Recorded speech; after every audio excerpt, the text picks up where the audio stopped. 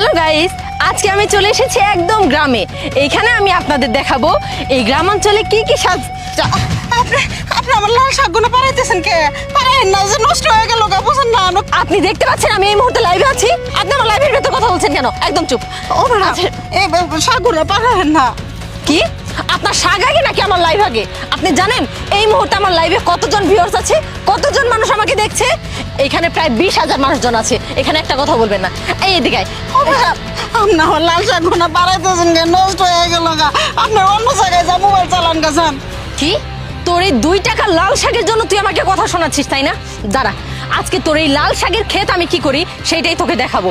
এই শাকের ক্ষেতের জন্য তুই আমার লাইভ নষ্ট করেছিস না? আজকে তুই এই 2 টাকা শাকের জন্য আমাকে এত কথা শোনাইছিস না? আজকে তোর ক্ষেতের কি হাল করি তুই তাই দেখ। ও ম্যাডাম, ম্যাডাম, আপনার পায়ে ধরে হাতে ধরে আপনি আমার শাকগুলো নষ্ট করে নাই। শাক বেশি আমার সংসার চলে। ও ম্যাডাম, চুপ! এই শাক বিক্রি